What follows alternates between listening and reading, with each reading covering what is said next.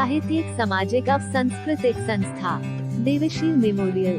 देवशील memorial सिर्फ एक नाम नहीं, एक संस्था ही नहीं, बल्कि एक संकल्प है उस माता पिता के प्रति जो अपने बच्चों की खुशियों के लिए अपने जीवन का उत्सर्ग कर देते हैं। अब ये वक्त हमारा है कि हम अपने माता पिता के त्याग को याद करें और अपने कर्तव्य का निर्वहन करते हुए उनके सपनों को पूरा करें। देवशील मेमोरियल की स्थापना साहित्यिक, सांस्कृतिक एवं सामाजिक क्षेत्र में एक नई सोच के साथ की गई है, जिसका मुख्य उद्देश्य वैसी काबिलियत को मंच प्रदान करना है जो काबिल तो होते हैं, मगर उनके पास खुद को साबित करने का कोई जरिया नहीं होता। हम वो जरिया बनना चाहते हैं। अगर आप भी मेरी ही जैसी सोच रखते हैं तो आइए हमारे साथ जुड़िए और इस कारवां में एक कदम आपका भी हो अपने माता पिता के किसी सपने को पूरा करने के संकल्प के साथ।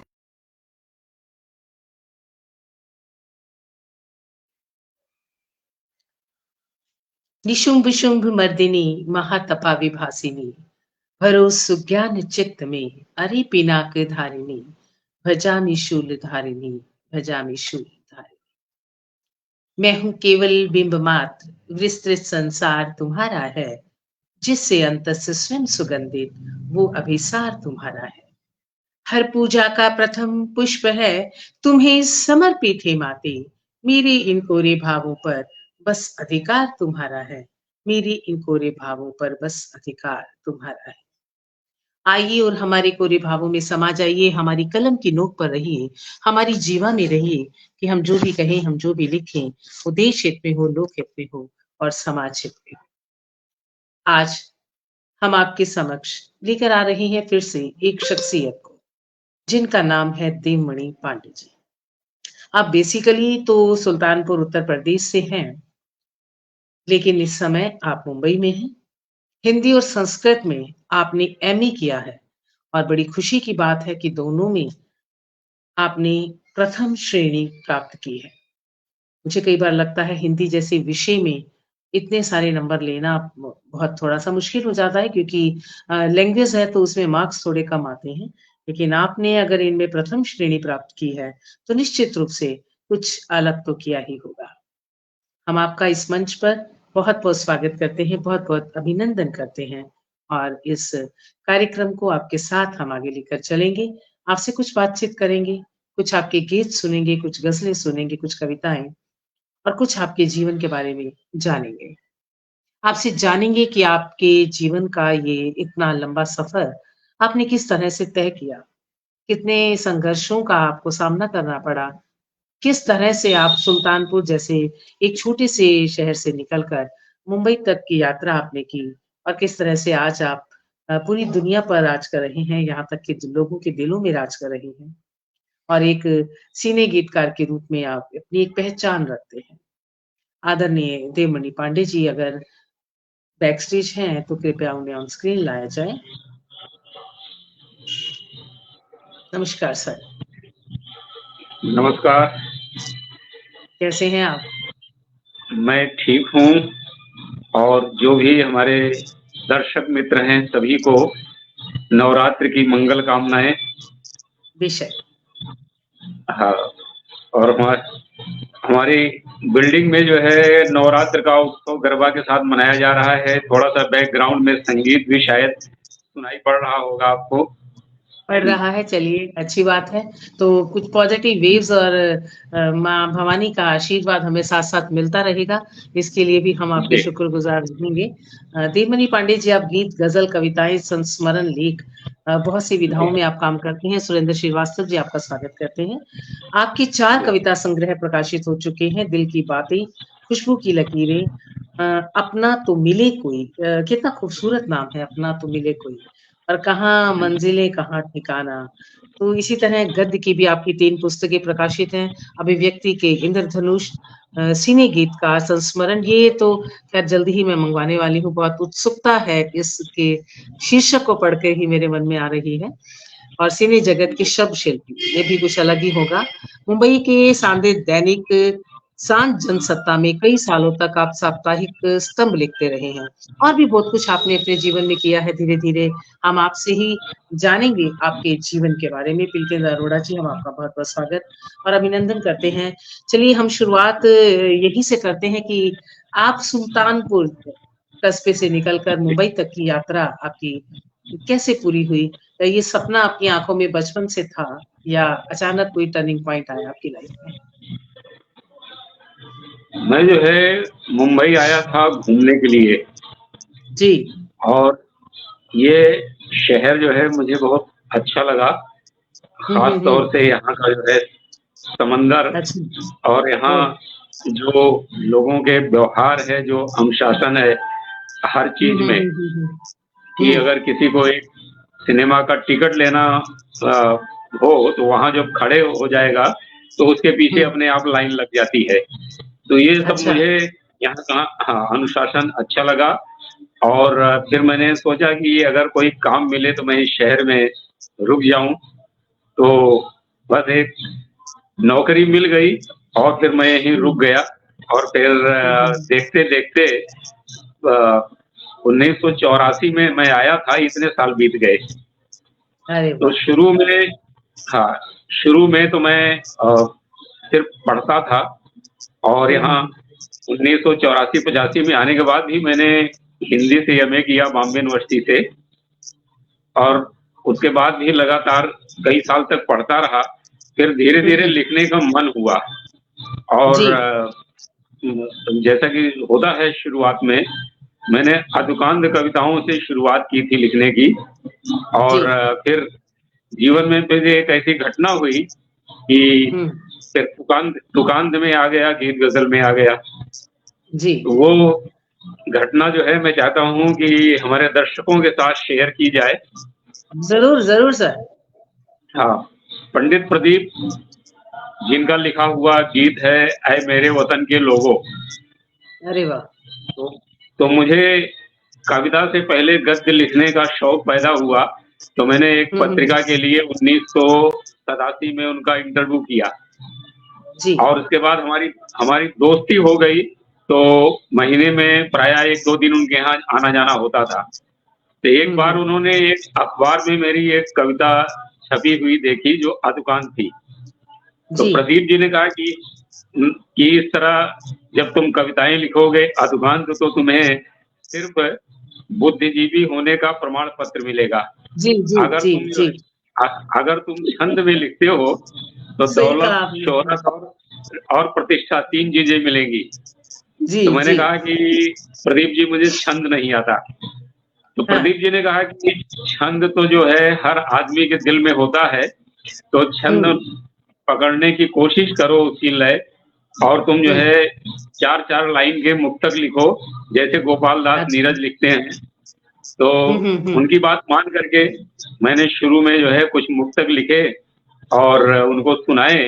तो उन्होंने कहा ठीक है आगे बढ़ो, और फिर धीरे धीरे फिर मैं छंद में आ गया, और कुछ साल बाद फिर गजल लिखनी भी शुरू कर दी। तो ये रहा एक सिलसिला, और धीरे धीरे जैसा कि होता है, मैं अखबारों में लिखता था तो गायकों से, दूसरे लोगों से, संगीतकारों से मेल मुलाकात होती थी।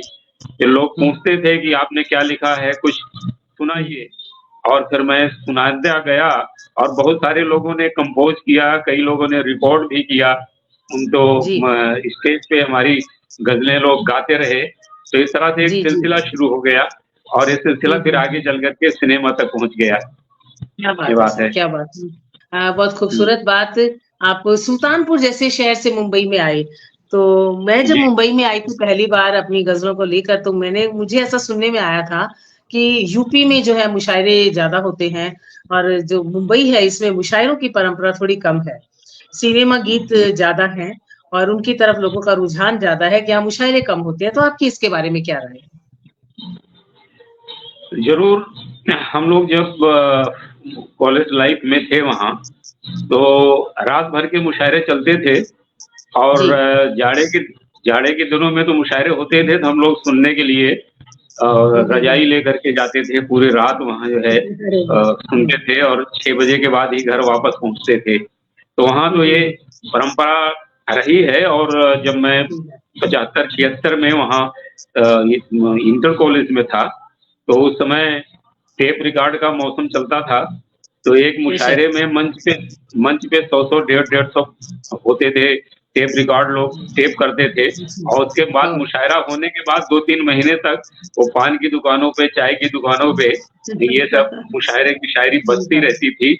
हाँ, सुनते रहते थे, तो वो सुनने में बड़ा अच्छा लगता था।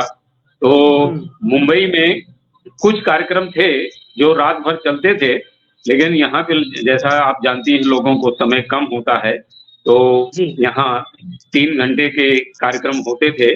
तो लोग जो है आते थे, सुनते थे और चले जाते थे। तो ये तो है, यहाँ पे एक धारा चल रही थी मुशायरों की, और एक धारा जो है हास्य कविता की थी। तो जी। हाँ, तो दोनों के अपने अपने दर्शक वर्ग थे, और आज भी उसी तरह 2 धाराएं चल रही हैं। तो जहाँ प्रेम से जो बुला देता था वहाँ चले जाते थे। और मुझे शुरू में ही बहुत जल्दी संचालन का ऑफर आने लगा था, और उसका ये फायदा हुआ, हाँ, उसका ये फायदा हुआ कि मुझे फिर मंच पे बहुत बड़े बड़े हस्तियों के साथ बैठने का मौका मिला। उसमें सरदार जाफरी हैं, मजरू सुल्तानपुरी हैं, निदा फाजली, जफर गोरखपुरी, नायलपुरी, मतलब ऐसे बहुत सारे शायर कि जिनका बहुत नाम था। तो उनके साथ कई बार मंच पे बैठने का अवसर मिला, और लोगों ने बहुत प्रेम से, बहुत दोस्ताना तरीके से उनका व्यवहार रहा है। और मेरे संचालन में मतलब इन बड़े बड़े शायरों ने कविता पाठ किया, जावेद अख्तर भी उसमें शामिल हैं। तो इस तरह जो है बहुत, हाँ, ये बहुत जल्दी लोगों ने मुझे स्वीकार कर लिया। बहुत अच्छी बात है सर, बहुत ही अच्छी बात है। मैं पहले जो हमारे साथ लोग जुड़े हैं एक बार उनका स्वागत कर लेती हूँ, फिर हम आपसे मुखातिब होते हैं दोबारा से। आप जानते हैं कि मेहमान जो हमारा होता है वो जान से प्यारा होता है। अगर आप हमारे समक्ष इस मंच पर सुनने के लिए नहीं है, तो हम दोनों की बातचीत का भी कोई उतना औचित्य नहीं रह जाता है। सोहन लाल शर्मा प्रेम जी हमारे साथ लगातार जुड़े हैं। अनीस अहमद जी हमारे साथ जुड़े हैं, वो इस प्रोग्राम को खूबसूरत प्रोग्राम बता रहे हैं। आपका बहुत बहुत शुक्रिया अनीस जी। और राजेश प्रभाकर जी भी हमारे साथ जुड़े हैं, कह रहे हैं कि वो दौर भी बड़ा खूबसूरत था। बेशक राजेश जी। रश्मि अभय जी हमारे साथ लगातार जुड़े हैं, और बहुत से कमेंट्स हमारे ऊपर स्क्रॉल हो गए हैं। आप सभी का स्वागत और अभिनंदन करते हुए हम आगे बढ़ते हैं। कई बार मुझे ऐसा लगता है कि मैं भी थोड़ा बहुत संचालन करती हूँ, तो इस संचालन करने वालों की जो शायरी है, इस संचालन करते हुए, निजामत करते हुए, एंकरिंग करते हुए, क्या हमारा ओरिजिनल शायर कहीं खो नहीं जाता, या लोग उसे सिर्फ एक संचालक के रूप में देखने लगते हैं? आपको क्या लगता है? सुधा चांद, आपका स्वागत करते हैं। सुधा, ये तो बिल्कुल सही कहा आपने। संचालक के ऊपर बड़ी जिम्मेदारी होती है कि कार्यक्रम शुरू होगा और उसके बाद जब तक समाप्त नहीं होता तो उसे बहुत एकाग्र होके सबको सुनना पड़ता है, और सबको उस हिसाब से पेश करना पड़ता है कि सबको अच्छा भी लगे। तो एक लोगों में एक धारणा बन जाती है कि अमुक जी के बुलाएंगे तो वो संभाल लेंगे, है ना? जैसे हमारे यहाँ जैसे हमारे यहाँ एक गजलकार है, उनका नाम है प्रोफेसर नंदलाल पाठक। तो उनकी शिष्या यहाँ के जो बहुत बड़ी उद्योगपति हैं, बिरला घराना, तो राजश्री बिरला ने उनकी किताब का 5 स्टार होटल में लोकार्पण समारोह का, और वो हमको पहले भी सुन चुकी हैं। तो जब भी उनका प्रोग्राम होता है बोले पांडे जी को ही बुलाइए, वो संभाल लेंगे। तो मतलब इस तरह से लोगों का एक भरोसा बन जाता है कि वो बुलाते हैं। तो संचालक जो है, हाँ, संचालक ये बहुत उसको ध्यान देना पड़ता है कार्यक्रम कैसे सफलता के मुकाम तक पहुंच जाए। तो उसमें उसकी अपनी शायरी जो है पीछे छूट जाती है। लेकिन मेरा जो है कुछ ऐसा रहा कि मैं संचालन भी करता रहा और लोग शायरी भी सुनते रहे। उसमें हमारे जो बुजुर्ग शायर हैं, तो मालूम पड़ा कि बीच में जो है वो आवाज लगा देते थे कि पांडे जी आप भी अपनी गजल सुनाइए। तो मैं क्या बात है, तो मैं तो जहाँ बीच में मौका मिलता था तो वहां पे फिर अपनी गजल सुना देता था। तो अपना भी सिलसिला ये चलता रहा। और तो दूसरों को भी पेश करने का सिलसिला भी चलता रहा। और ये क्या बात है। मैं तो जो है अभी अभी लोगों को बोलता हूँ कि मेरे जो है उम्र हो गई, मैं तो सीनियर सिटीजन हो गया, अब मुझे छोड़ दीजिए, फिर भी लोग छोड़ने को तैयार नहीं है। हाँ, ये तो वही पुराने चावल पुरानी शराब जैसे कि कहते हैं, जितना पुराना होता है उतना ही वो और नशा होता है उसमें। तो ये ऐसे ही पुरानी शायरी की बात है, जितनी ज्यादा वो पुरानी होगी ऐसे ही मन संचालक की बात है। जैसे जैसे आपका एक्सपीरियंस बढ़ेगा उम्र का, तो इससे कोई लेना देना है नहीं, उतने ही ज्यादा आपकी डिमांड बढ़ेगी, उतने ही ज्यादा आप माने और जाने जाएंगे। और अल्लाह से ये दुआ है, ईश्वर से ये प्रार्थना है कि आपकी ये शोहरत यूं ही बरकरार रहे। और पांडे जी, एक और मेरे जहन में सवाल आ रहा है कि मैं जितने भी लोगों से बातचीत करती हूँ, काफी लोगों से बातचीत होती है, तो उसमें यही बात निकल कर आती है कि अब मैं खुद भी उसमें शामिल हूँ। मैं जब 11 वर्ष की थी तब मैंने अतुकांत कविताओं से ही अपना जो सफर है लिखने का वो शुरू किया था। और ज्यादातर हम सभी लोग अतुकांत से शुरू होकर छंद में आते हैं। मेरे को नहीं लगता कि मैंने एक भी इंसान ऐसा कोई देखा है जो छंद से अतुकांत पर आया है। तो अतुकांत लिखना भी कोई इतना आसान तो है नहीं। तो ऐसा क्यों होता है कि हम लोग अतुकांत से ही छंद पर जाते हैं? क्या लगता है आपको? ऐसी बात नहीं है। ये जो है जो समझिए कि कविता का इतिहास बनाने वाले तार सप्तक के जरिए जो कवि रहे हैं अज्ञेय जी, तो अज्ञेय जी ने छंद से शुरुआत की थी। और उनकी एक 2 लाइन की कविता है, पा न सकने पर तुम्हें संसार सूना हो गया, विरह के आघात से प्रिय प्यार दूना हो गया। ये क्या बात। हाँ, ये जो है उनकी कविता है अज्ञेय जी की। उसके बाद उनको लगा कि जीवन इतना जटिल हो गया है कि उसकी जटिल संवेदनाएं जो है छंद में नहीं आ पाएंगी। तो उन्होंने अपने जैसे प्रयोग धर्मी लोगों को इकट्ठा करके तार सप्तक निकाला, अतुकांत में आ गए। इस तरह आप शायद मिल चुकी हूँ लखनऊ वाले कवि नरेश सक्सेना। नरेश जी ने कई गीत लिखे हैं और उनके जो पिछला काव्य संकलन है सुनो चारशीला, उसमें भी 2-3 कविताएं छंद में है। तो वो भी शुरू में गीत लिखते थे, बाद में है। ये लोगों को लगता है कि इससे जब हम जो कहना चाहते हैं, अगर सारी चीजें छंद में लानी मुश्किल है तो लोग जो है अतुकांत की तरफ चले जाते हैं।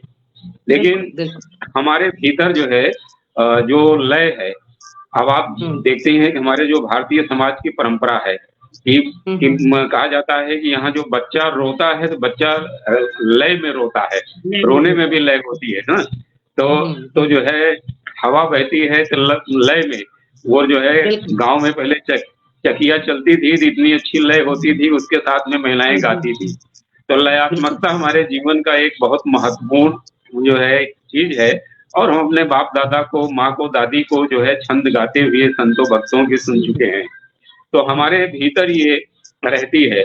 जैसे ही बारिश की बूंदें धरती पर गिरती हैं तो उसकी जो है सोंधी गंध फूट पड़ती है, वैसे ही जब कभी ऐसा मौका मिल जाता है तो जो है जो अतुकांत व्यक्ति है फिर उसके भीतर की लयात्मकता बाहर आ जाती है। तो मुझे भी लगता है कि मैं छंद को बहुत पसंद करता था। तो बस समझिए कि एक ऐसा मौका था कि जब कवि प्रदीप ने मुझे कहा कि तुम्हें छंद में लिखना चाहिए, और फिर मैंने उनकी बात मान ली। तो इस तरह से बात यह है कि किस विधा में आपको मानसिक संतोष मिलता है।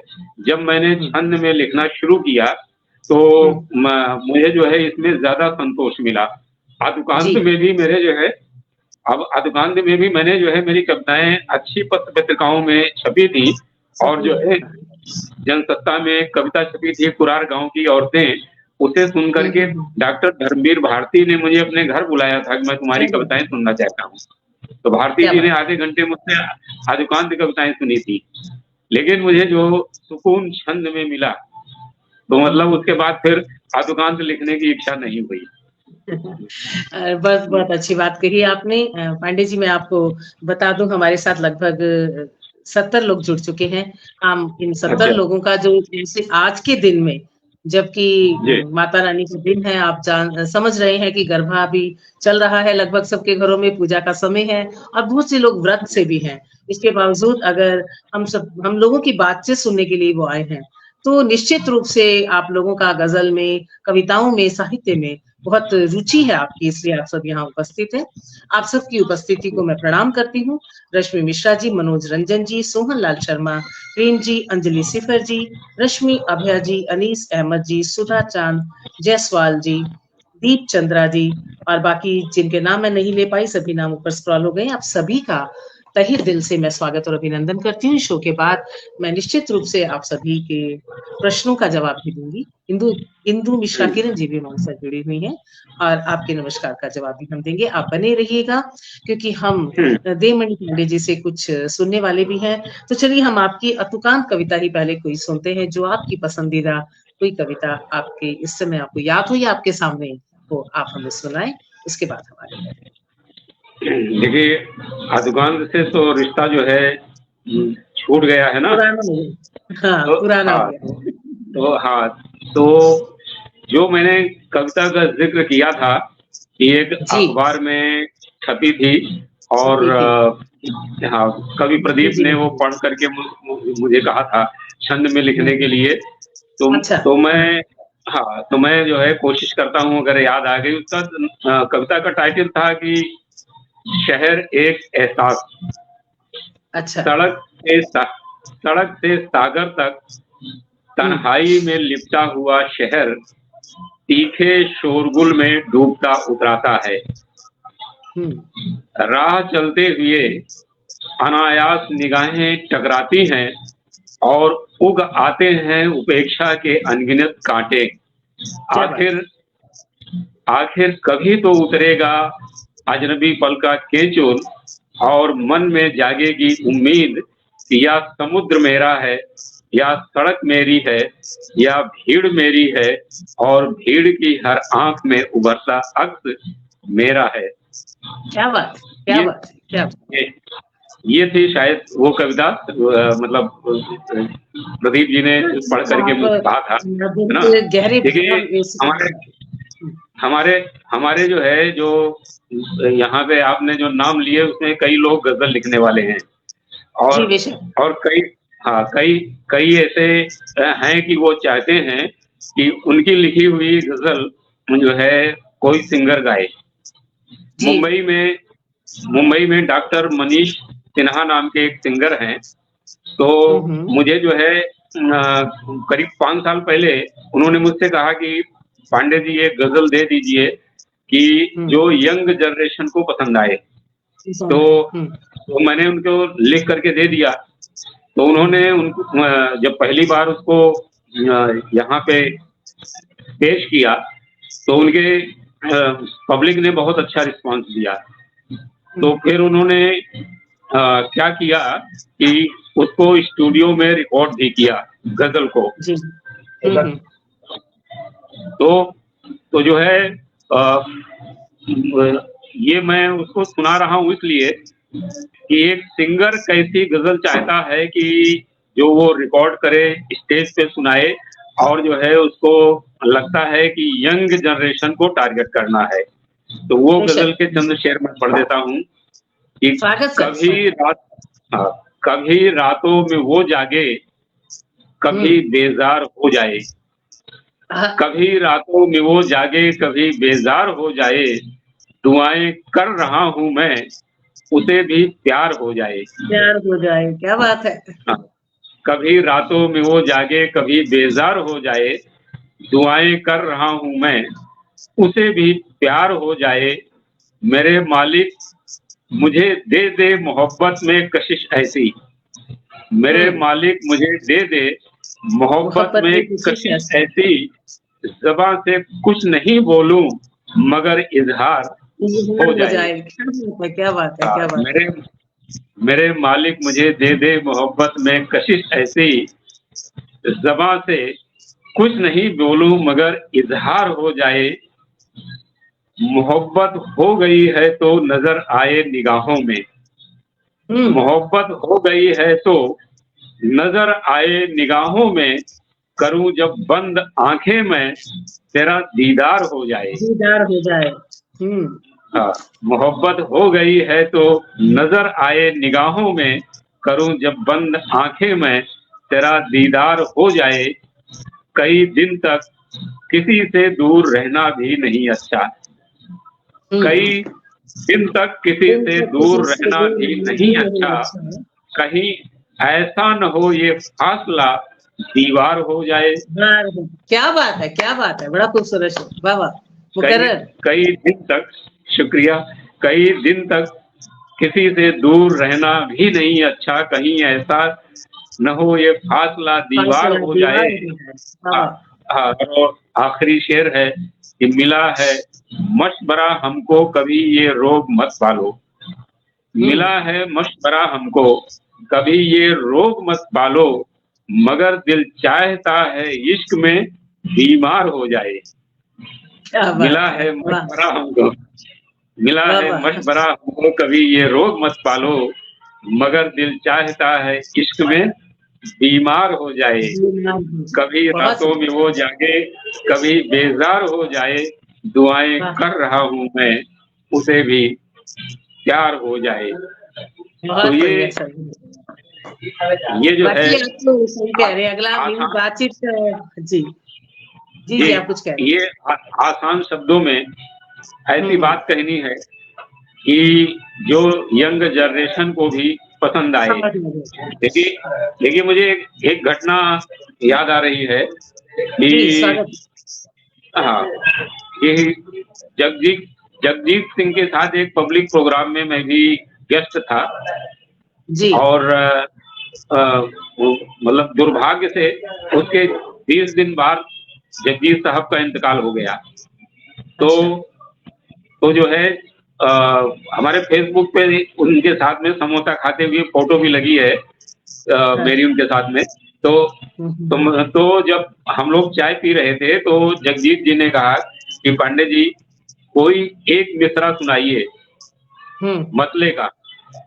बोले मतले का कोई एक मिसरा सुनाइए कि जिसको सुनने के बाद दूसरे मिसरे का अंदाजा ना हो, मतलब सानी मिसरे का अंदाजा ना हो, अंदाजा ना हो सके।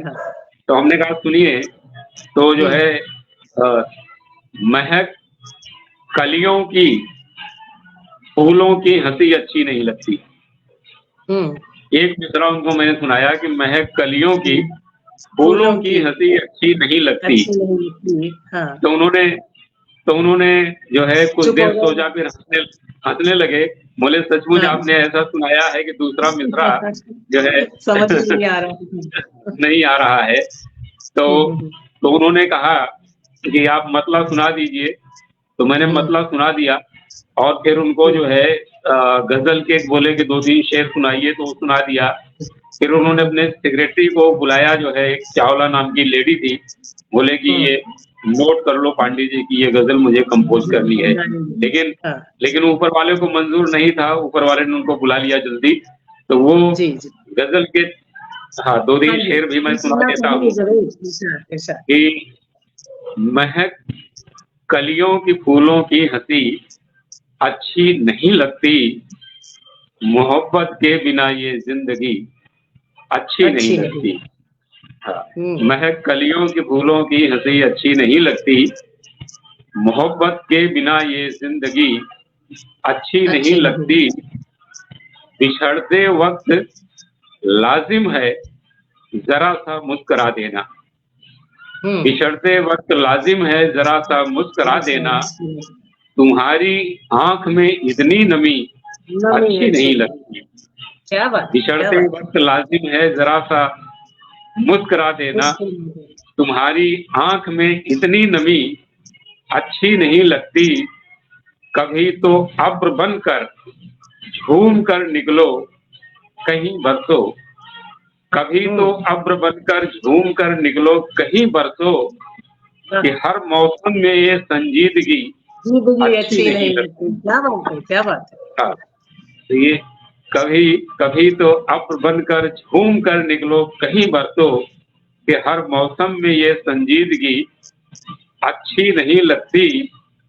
और कमी दौलत में हो शोहरत में हो मंजूर है लेकिन, कभी दौलत में हो शोहरत में हो मंजूर है लेकिन, किसी दिल में मोहब्बत की कमी अच्छी नहीं लगती।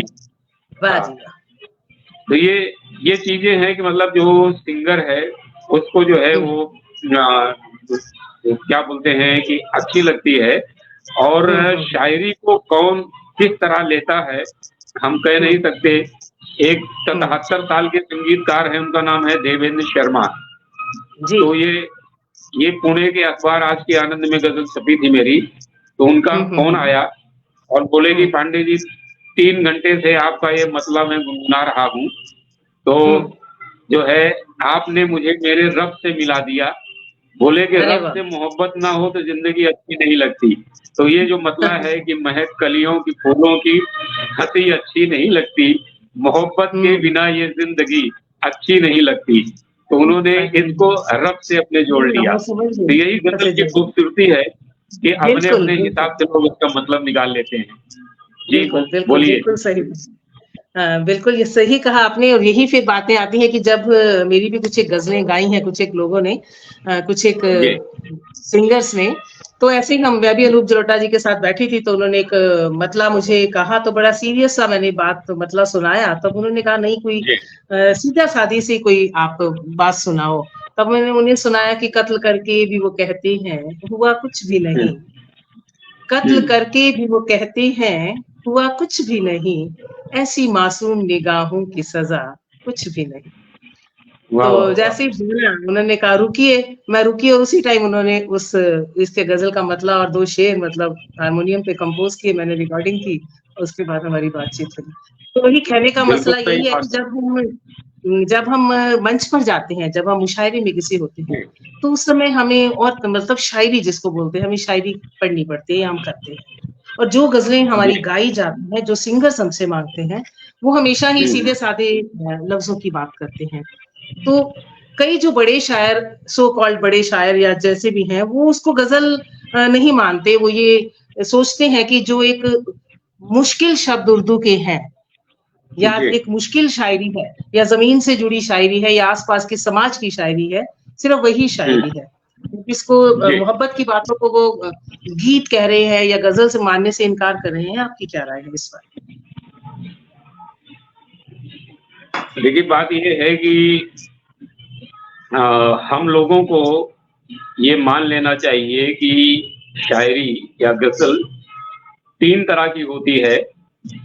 एक जो पत्र पत्रिकाओं में प्रकाशित होती है, बेशक। एक जो हाँ एक जो मुशायरे में सुनी जाती है, और एक जो सिंगर गाता है।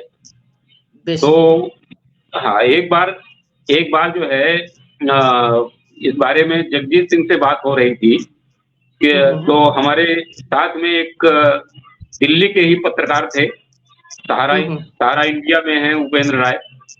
तो जी तो उपेंद्र ने कहा कि इतना नामचीन शायर हैं दुष्यंत कुमार, आपने नहीं गाया उनको।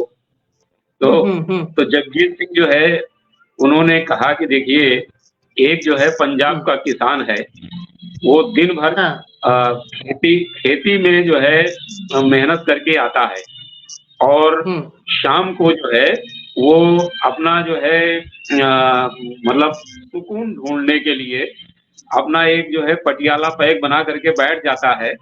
और बिल्कुल सही कह रहे उसके बाद जो हाँ तो उसके बाद जब उसे जो है म्यूजिक सुनना है, तो वो जो है दुष्यंत कुमार की वो गजल नहीं लगाएगा कि कहाँ तो तय था चरागा हर एक घर के लिए। बोले कि वो बहुत जो है वो बोले कि वो जो गाना बजाता है हाँ जी हाँ एक मिनट मैं जरा मोबाइल साइलेंट कर दूं। हाँ जी हाँ कर दिए मैंने। तो उन्होंने कहा कि जो है वो गाना लगाएगा कि जो है मुझको यारो माफ करो मैं नशे में हूँ। बोले ऐसी चीजें वो सुनेगा, और या तो जो है कोई रोमांटिक चीजें सुनेगा कि एक तो ही धनवान है गोरी बाकी सब कंगाल। तो बोले कि वो दिन भर तो अपना काम करके मेहनत करके आया गया है, तब उसे सुकून चाहिए।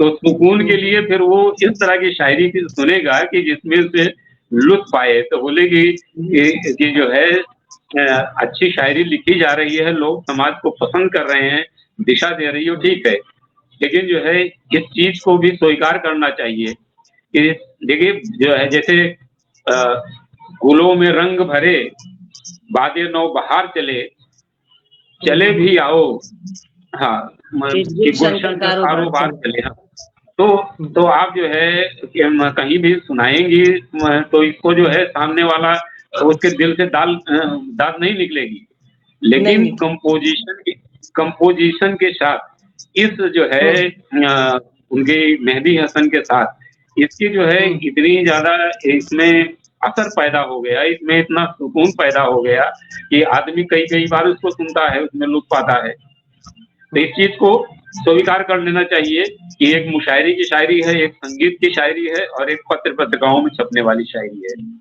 बिल्कुल ठीक कहा आपने, बिल्कुल ठीक कहा आपने, और मैं भी इस बात से बिल्कुल आपकी सहमत हूँ। अलका शर्मा जी लगातार जुड़ी हैं, रश्मि मिश्रा जी आपकी बात से सहमत हैं, और जितने भी लोग हमारे साथ जुड़े हैं और आपकी बातों से सहमत हो रहे हैं, हमें दाद दे रहे हैं, आप सभी का मैं बड़े मन से शुक्रिया करती हूँ। देवमणि पांडे जी, आपने कॉलेज समय आपका कैसा था? तो हम वापस चलते हैं पीछे की ओर। कॉलेज समय में भी क्या आप इस तरह की शायरी, गीत या मंच पर रहते थे कुछ भी करने के लिए, या इंट्रोवर्ट स्टूडेंट थे, एक विद्यार्थी? कैसे विद्यार्थी?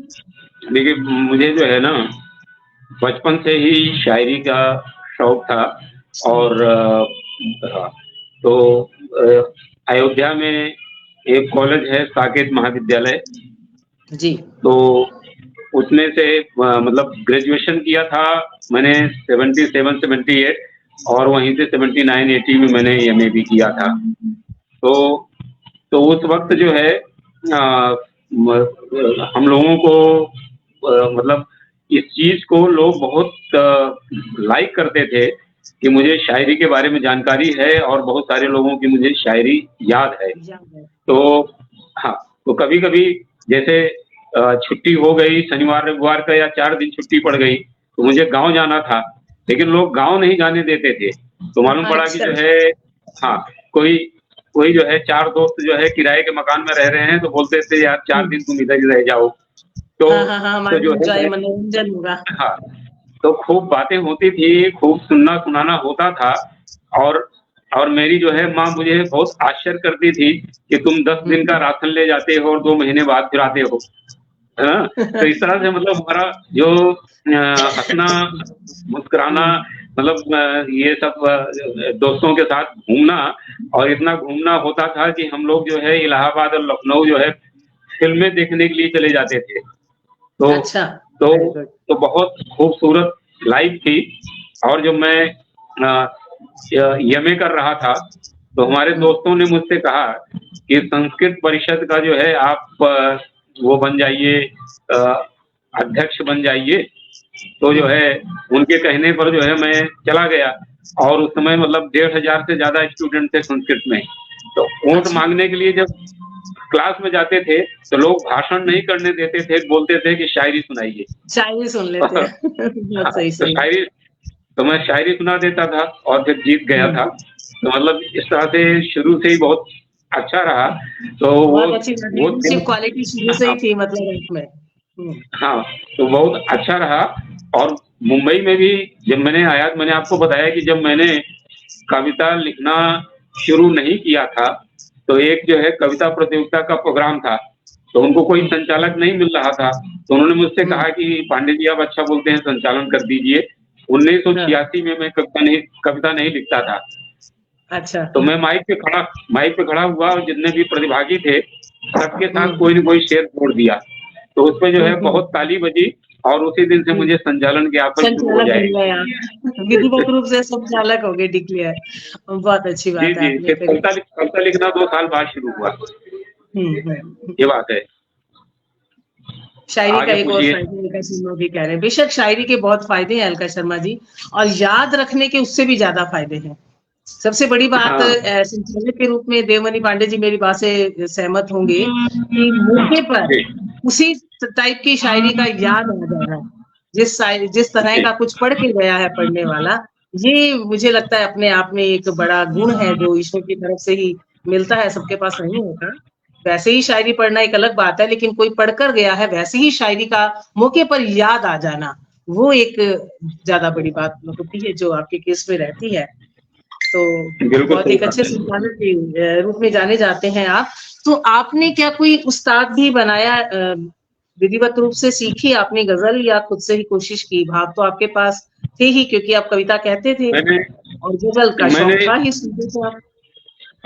मैंने जो है किताबों को अपना उस्ताद बनाया, और हाँ, मीरो गालिब से लेकर के हमारे मतलब दौर के जो नामचीन शायर थे, तो वो बशीर बद्र हैं, निदा फाजली हैं, खतीब सिपाही हैं।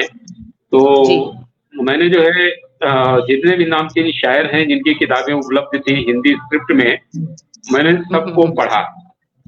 और एक बार मैंने जफर गोरखपुरी से पूछा कि क्या मुझे, हाँ, ये क्या मुझे ये सीखना चाहिए फेलुन फाइलुन वगैरह? तो उन्होंने कहा कि यही सवाल मैंने एक बार जो है सरदार जाफरी से पूछा था कि मैंने किसी को उस्ताद नहीं बनाया है, तो किसी को उस्ताद बना करके ये जो है शायरी का व्याकरण सीख लूं। तो उन्होंने कहा कि ऐसा मत करो, जो है ये तुम जो है किताबों से शायरी सीखो, या किसी भी शायर का कोई एक मिसरा अच्छा लगता है तो उस पे पहले तुम 10 गजल कहो जो मिसरा अच्छा लगता है, और बोलो कि कंटेंट की परवाह मत कर लिखो, और 10 गजल लिखने के बाद तुम भूल जाओ कि तुमने क्या लिखा था, मतलब उसको रद्दी में डाल दो। और उसके बाद फिर जब 11वीं गजल लिखो तो ये सोच के लिखो कि मैं अपनी गजल कह रहा हूँ, है ना? बहुत अच्छी। तो उसमें तो मैंने भी जो है वही किया कि क्या बोलते हैं कि कहीं से एक मिसरा उठा करके उस पे मैं कोशिश करता था कि गजल लिखूं, मतलब ये एक अभ्यास जिसको बोलते हैं ना, अभ्यास के लिए। और कुछ दिन बाद फिर ये मैंने बंद कर दिया।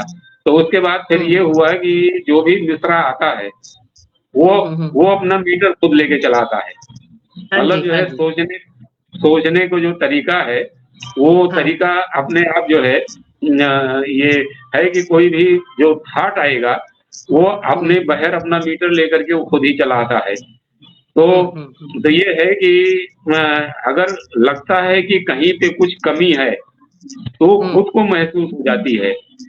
तो हमारे आसपास जो है जो भी शायर रहे हैं, तो मैं फिर किसी को भी फोन करके मैं पूछ लेता था कि यहाँ पे कुछ गड़बड़ लग रहा है, तो वो बोल देते थे कि हाँ कुछ है, एक मात्रा बढ़ रही है या घट रही है, ठीक कर लो, ऐसा जो है ना। हाँ, तो मतलब खुद को एक महसूस हो जाता था कि यहाँ पे कुछ अटक रहा है, कुछ वो जरा सा जहाँ लयात्मक का कुछ भंग होती है ना, है ना। हाँ, तो वो खुद मालूम पड़ जाता है। तो ये जो है कभी कभी लिखने के बाद मालूम पड़ता है कि हमने किसके मिसरे पे गजल कही है। कि जैसे मैंने एक जो है गजल कही, तो वो जो है इसमें हंस में प्रकाशित दी हुई थी, तो मैं सुना रहा था रायपुर में मुशायरे में। तो उसमें वसीम बरेलवी साहब सदारत कर रहे थे और मुनव्वर राना साहब भी मौजूद थे, और ये मंसूर उस्मानी कर रहे थे निजामत। तो सुनाने के बाद जब मैं बैठा तो उन्होंने, वसीम बरेलवी साहब ने कहा कि गालिब की जमीन में आपने बहुत अच्छी गजल कही। अच्छा। तो हमने तो मुशायरा खत्म होने के बाद मैंने उनसे कहा कि गालिब की जमीन कौन सी है, तो उन्होंने वो जमीन बताया, हाँ, कि जिसमें जो है एक शेर बहुत मशहूर है कि इन आबलों से पाँव के घबरा गया था मैं, ये खुश हुआ है राह को पुरखार देखकर। क्या बात, ये गालिब साहब का शेर है। तो मुझे मालूम नहीं था कि ये मीटर है, लेकिन मैंने इस मीटर पे एक गजल कही थी कि मेरा यकीन हौसला किरदार देखकर मंजिल करीब आ गई, रफ्तार देखकर। रफ्तार देखकर, क्या बात है।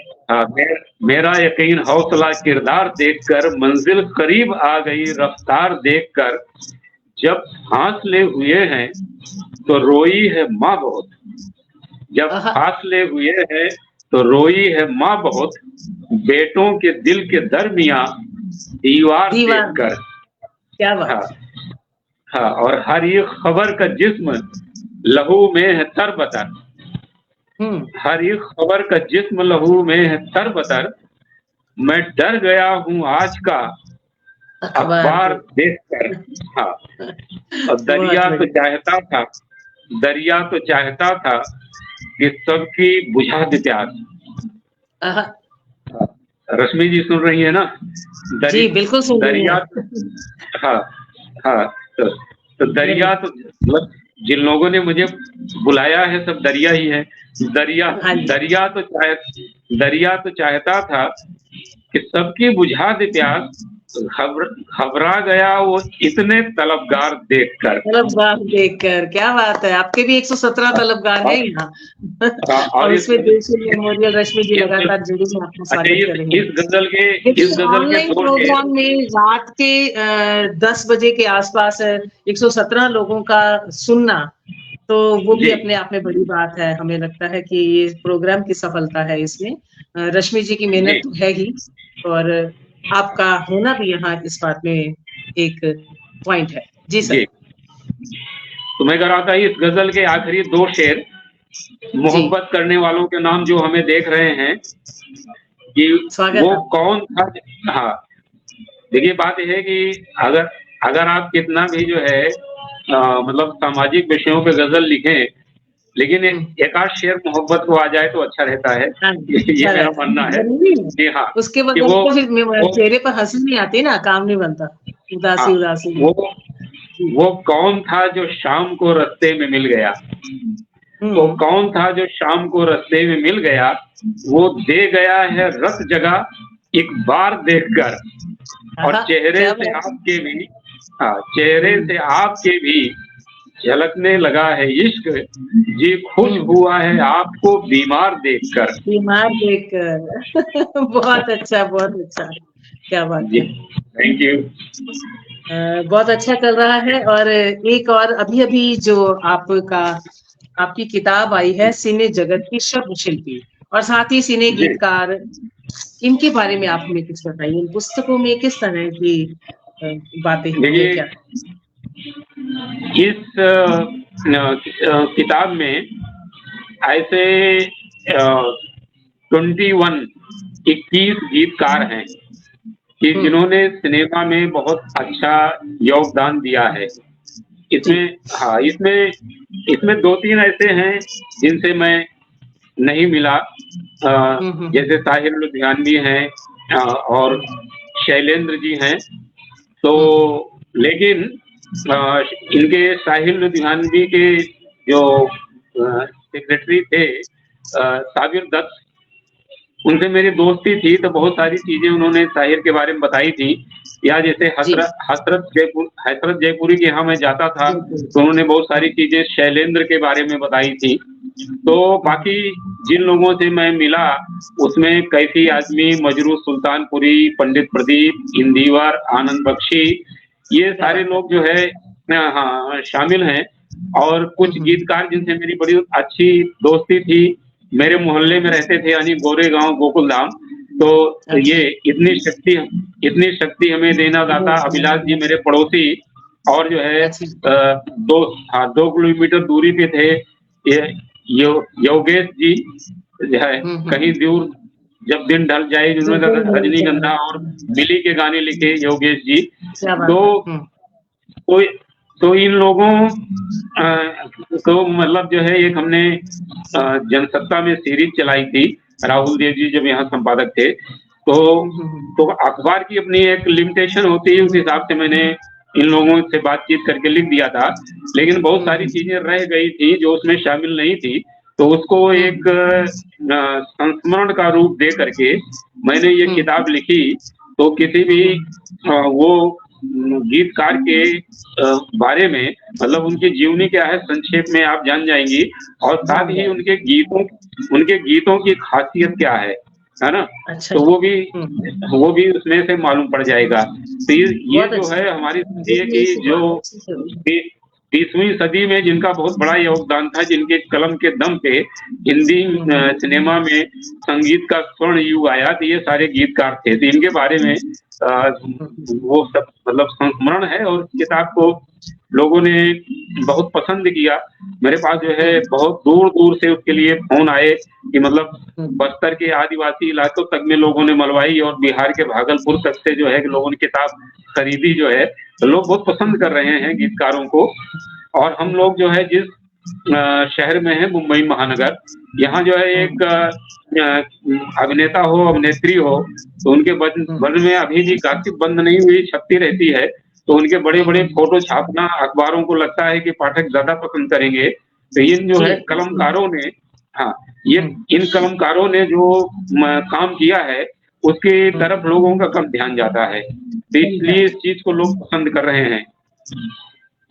ये बहुत अच्छा काम किया आपने, वाकई में दिल से मैं ये बात कह रही हूँ, क्योंकि हम इन गीतों को अक्सर सुनते हैं, इन गीतों को पसंद भी करते हैं, लेकिन हमारी ज्यादातर लोगों को, जो हम अगर साहित्य में वो नहीं है, अगर वो गीतकार नहीं है या शायर नहीं है, तो आम लोगों को नाम जो है वो नहीं पता कि ये गीत किसका लिखा हुआ है या कैसा है।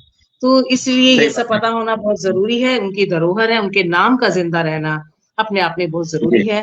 देवमणि पांडे जी, एक खास बात आपके लिए कि जिसने आपको द देवमणि बनाया, एक ऐसा गीत सिनेमा का जिसने आपको लोकप्रिय कर दिया रातों रात, उस गीत के बारे में हमें बताएं कि कैसे उसका आना हुआ, और उस गीत को आप सुनाएं भी अपने जुबान से।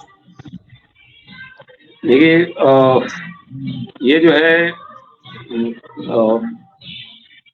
हासिल फिल्म में मेरा एक गीत था जो है फोक स्टाइल में, तिगमान धूलिया की जो फिल्म थी जी। तो उनके जो है निर्माता के ऑफिस में गए थे डॉक्टर चंद्र प्रकाश द्विवेदी, और ये पिंजर फिल्म इनकी जो है बन रही थी।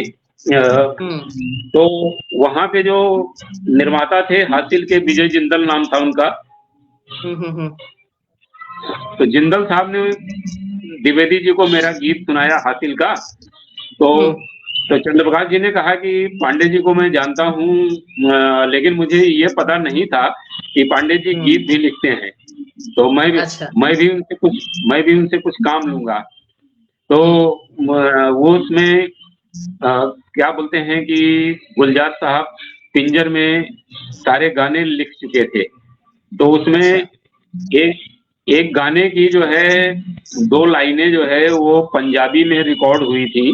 तो अमृता प्रीतम ने फोक की लाइनें जो है कोट की थी कि एक लड़की मतलब नायिका जो है वो ससुराल जाने वाली है, और उसकी माँ दुखी है कि वो चली जाएगी, इसलिए वो एक लोकगीत की लाइनें गुनगुनाती है। तो कुछ इस तरह से था कि चरखा जूटाहनिया छोपे तूफानिया पीड़िया ते वाले मेरे खेसनी। तो ये जो है पंजाबी में जो है ट्यून कर दिया था उत्तम सिंह ने। तो उनके चंद्र प्रकाश जी के साथियों ने कहा कि भाई पूरे देश में ये फिल्म रिलीज होगी, तो गांव वगैरह में जो है लोग पंजाबी नहीं समझते हैं, तो कैसे लोगों को समझ में आएगा कि जो है इसको माँ जो है क्या गा रही है। तो ये हुआ कि इसको हिंदी में किया जाए।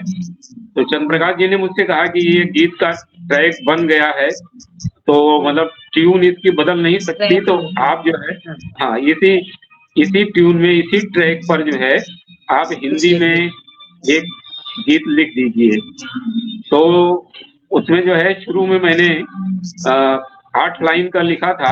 तो उनके जो निर्माता थे ओसवाल ग्रुप, तो उन्होंने जो है कहा कि ये गीत बहुत अच्छा लग रहा है, तो इसमें एक अंतरा बढ़ा दीजिए, फिल्म में गुंजाइश नहीं है तो जो है कैसेट सीडी में जाएगा। तो फिर उसके बाद फिर एक और अंतरा लिखना पड़ा मुझे, तो पूरा वो गीत रिकॉर्ड हुआ। तो ये जो पंजाबी की लाइनें हैं, चरखा जुटानिया छोपे जू पानिया पिड़िया ते वाले मेरे खेतनी, तो मतलब इसका हिंदी में इतना ही मीनिंग है कि माँ जो है चरखा चलाती है, माँ बेलबूटे वाले चादर बुनती है, इतना ही मतलब है। तो इसको मैंने हिंदी में इस तरह किया कि जो है ये ओरिजिनल गीत लगे कि चरखा चलाती माँ, धागा बनाती माँ, बुनती है सपनों की हेजरी, समझ न पाऊं मैं किसको बताऊं मैं, मैया छुड़ाती क्यों देसरी, बेटों को देती है महल अटरिया, बेटी को देती परदेसरी। तो इस तरह ये गीत रिकॉर्ड रिकॉर्ड हुआ और जो है क्या बोलते हैं कि 2003 में इसे best lyric of the year घोषित हो गया। ये बात है। बहुत बहुत शुक्र है, बहुत तो बहुत बधाई। कभी कभी ऐसा हो जाता है सिने जगत में जी। तो अच्छी बात है, ऐसा अक्सर आपके साथ होता रहे, हम तो ये कहते हैं। और हम ये खुशखबरी सुनते रहे, आपको शुभकामनाएं और बधाई देते रहे। सभी लोग बहुत मजे ले रहे हैं। तो आज की जनरेशन, आज के हमारा समय अपने उस पर सीमा पर है। फिर से आपके साथ हम जरूर जुड़ेंगे इस एक आखिरी सवाल के साथ कि आज की यंग जनरेशन जो शॉर्टकट ढूंढना चाहती है, जो पढ़ना नहीं चाहती, जो सीखना नहीं चाहती, सीधा मंच और मुशायरा या सिनेमा, तो इसमें आना चाहती है छोटे रास्ते ढूंढकर, उनके लिए आप क्या संदेश देना चाहते हैं? और उसके साथ हम आपकी कोई गजल या गीत भी सुनना चाहेंगे। जी देखिए, जो यंग जनरेशन के लोग हैं तो उनमें जो है तालियों का शौक बहुत ज्यादा है। और पिछले कुछ साल से मुंबई में जो है ऐसे मंच जो है बने हैं और कुछ लोग तो मतलब कमरे में कर लेते हैं, ठीक है, लेकिन कुछ ऐसे रेस्टोरेंट हैं कि जहाँ चाय पीते हुए लोग सुनते हैं। और मैं आपको बताऊं कि सुनने के लिए भी 200 रुपये एंट्री फी और जो है सुनाने के लिए भी 200 रुपये, और आपको 5 मिनट का समय दिया जाएगा, घंटी बजा दी जाएगी। इसको बोलते हैं कि इसको बोलते हैं ओपन माइक। तो ओपन माइक बोलते हैं जी जी। हाँ, तो उसमें जो है बहुत सारे ऐसे यंग जनरेशन के लड़के लड़कियां आपको मिलेंगे और यूट्यूब पे जो है ओपन माइक आप सर्च करेंगे तो बहुत दिखाई पड़ेंगे कि सुना है उनको कभी इतना भी मतलब विधिवत रूप से नहीं पता था वो ये। हाँ, तो उनको जो है पोइट्री की डिसिप्लिन से कुछ नहीं लेना देना। मतलब वहाँ जो है सिर्फ परफॉर्म क्या कर रहे हैं, परफॉर्मिंग का मतलब होता है। तो उन्होंने जो कविता का बेसिक होता है वो कविता का बेसिक भी नहीं सोचा। वो सोचते हैं कि किसी भी विषय पे कुछ बोल देंगे तो वो जो है वो पोइट्री हो गई। तो वो जो है पोइट्री के नियम कानून से, परंपरा से बाहर जो है बहुत सारे ऐसे सक्रिय हैं, तो उसमें कोई चीज नई भी बोल देते हैं। तो उसमें क्या होता है कि एक ऐसे प्रोग्राम में 22 लोग गए हैं, उसमें 20 कवि हैं। तो एक कोई पढ़ रहा है तो दूसरा वो ताली बजाएगा ये सोच के, अगर मैंने ताली नहीं बजाई तो मुझको वो भी नहीं बजाएगा। तो सब एक दूसरे को खूब ताली बजाते हैं। लेकिन अगर इसमें से कोई निकला और कहीं जो है वो समझदारों की महफिल में पड़ गया, किसी जो है अदबी गोष्ठी में चला गया, तो मालूम पड़ा कि मैं जीरो हूँ। तो इसलिए जो है फिर वहां पे लोग बहुत निराश भी होते हैं। तो इसलिए अगर कोई नज्म भी, कविता भी लिख रहा है, अदुकांत भी, तो उस कविता की भी एक परंपरा है, उसकी एक आंतरिक लय है। तो उस लय को समझना जरूरी है। और जो है क्या बोलते हैं कि भाई कोई विधिवत उस्ताद बनाए, किसी को ना बनाए। आप जो है किसी शायर का एक मिसरा लेके जो है उसकी तो प्रैक्टिस करो। तो गीत हो कि गजल हो, उसका जब तक छंद दुरुस्त नहीं रहेगा तब तक जो है समाज में स्वीकार्यता मिलना मुश्किल है। कहीं शॉर्टकट में ताली बज गई तो ठीक है। तो ये इसमें कई लोग ऐसे आते हैं कि मालूम पड़ा कि 2-4 कार्यक्रम में बहुत जम गए और फिर लोग बोलते थे यार उसके पास कुछ है नहीं सुनाने को, मत बुलाइए। तो बड़े फिर फ्रस्ट्रेट भी होते हैं। तो यंग जनरेशन के लिए मैं ये कहीं कहना चाहूंगा कि अगर आपको लंबी रेस तय करनी है तो अपने आप को मजबूत बना के, मतलब कि अच्छा कथ्य हो, अच्छी भाषा हो आपके पास में, और अच्छी गजल कहें या गीत कहें, और उसके बाद जो है आप मंच पे पूरी तैयारी के साथ करके आए, याद करके आए। मोबाइल देख के ना पढ़ना पड़े तो ठीक है। आप जो है मुझको बोलिए तो मैं बिना कागज देके 1 घंटा सुना सकता हूँ, है ना। बिल्कुल। तो ये जरूरी है कि तैयारी के साथ यंग जनरेशन लोग आए, तो फिर जिस मंजिल पे पहुंचना चाहते हैं वो हासिल भी होगी। बिल्कुल। बहुत हाँ अच्छा, बहुत अच्छी बात कही आपने और शायरी लिखने का जो ये तरीका बताया आपने कि एक मिसरा उठाएँ और उसपे बार-बार अभ्यास करें। अभ्यास कुल मिलाकर सभी बात अभ्यास की है। मैं मैथमेटिक्स की रही हूँ, तो मैं अक्सर बच्चों को यही बोलती थी कि जितनी कॉपियाँ भरोगे आप, जितने पेन खाली करोगे मतलब वही अभ्यास से उतना ही ज़्यादा तुम्हें मैथमेटिक्स आएगा। तो वही बात इस जी शायरी में है, जितनी कागज़ भरोगे आप, जितने पेन खाली करोगे आप, जितना लिखोगे, बार-बार काटोगे, जितना फाड़ोगे, उतना ही ज़्यादा तुम्हें लिखना आएगा, उतना ही ज़्यादा तुम्हें कहना आएगा। बहुत अच्छी बात कही हमने आपने। तो चलिए चलते-चलते आपसे एक गज़ल और सुनते हैं। फिर हम आपसे विदा लेते हैं आज के लिए और अगले मिलने के एक वक़्त के साथ। जिसमें हम सिर्फ़ तो ये गज़ल गजल सुनेंगे आपसे। ठीक अभी ठीक आपसे देखिए देखिए गजल में कभी कभी कुछ प्रयोग भी करने जरूरी होते हैं। तो इस बेशक। गजल में आप देखेंगे कि मुहावरों का इस्तेमाल आप जो है खास तौर से ध्यान दीजिए कि वक्त स्वागत के है। सांचे में ढलकर हम लचीले हुँ, हो गए। हुँ। वक्त के सांचे में ढलकर हम लचीले हो गए, रफ्ता रफ्ता जिंदगी के पेच पेच ढीले हो ढीले गए। क्या हाँ, बात है, क्या रफ्ता बात रफ्ता जिंदगी के पेच ढीले हो गए। इस तरक्की से भला क्या फायदा हमको हुआ, हुँ, इस तरक्की से भला क्या फायदा हमको हुआ, बुझ न पाई प्यास कुछ बस होंठ गीले हो गए।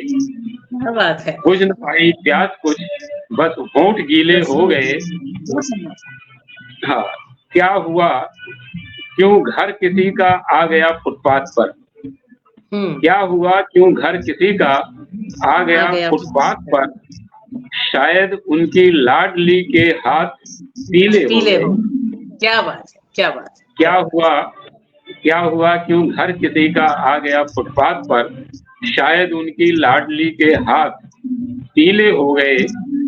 आपके बर्ताव में थी सादगी पहले बहुत, हुँ, आपके बर्ताव में थी सादगी पहले बहुत, जब जरा शोहरत मिली तेवर नुकीले हो गए।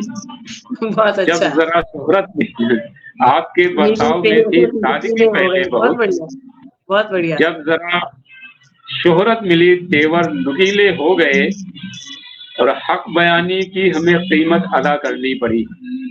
हुँ, हक बयानी की हमें कीमत अदा करनी पड़ी।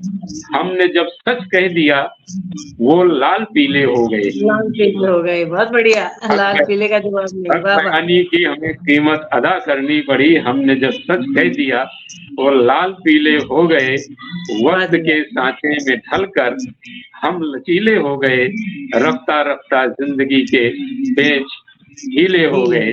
तो क्या सभी बात है। सुनने वाले को मैं अपनी तरफ से शुक्रिया अदा करता हूँ कि आपने इतने प्रेम से, इतने मोहब्बत से नवरात्र के उत्सव में मुझे सुना। आप अपना यही प्रेम, यही स्नेह बनाए रहें। आपका बहुत बहुत धन्यवाद। आपका साथ भी बना रहे इस एक वादे के साथ कि हम एक छोटा-सा एक जी, नशिस्त, एक मुशायरा ऑनलाइन करेंगे और आपकी सदारत में करेंगे और हम आपको फिर से याद करेंगे, आपको तकलीफ देंगे और आपको आना होगा। इसके साथ ही जितने जरूर भी आएंगे। लोग उसमें भी सिर्फ शायरी सुनेंगे आपकी। जितने भी लोग हमारे साथ जुड़े हैं, आप सभी का बहुत-बहुत शुक्रिया अदा करती हूँ। आप सभी को अभिनंदन करती हूँ और माँ भवानी की कृपा आप सभी पर बनी रहे। आपके लिए जाते-जाते कि मुझको यूँ जीने की आदत है तो है। मुझको जी, यूँ जीने की आदत है तो है, खुद की खुद से ही मोहब्बत है तो है, और सब गमों को ठोकरों पे रखता हूँ, अब ज़माने को शिकायत है तो है, अब वाह ज़माने वाह को वाह शिकायत है तो है। वाह। आपका बहुत-बहुत थैंक यू। शुक्रिया कीमती समय देने के लिए, सबका शुक्रिया। फिर मिलेंगे। नमस्कार, जय हिंद, जय भारत। नमस्कार।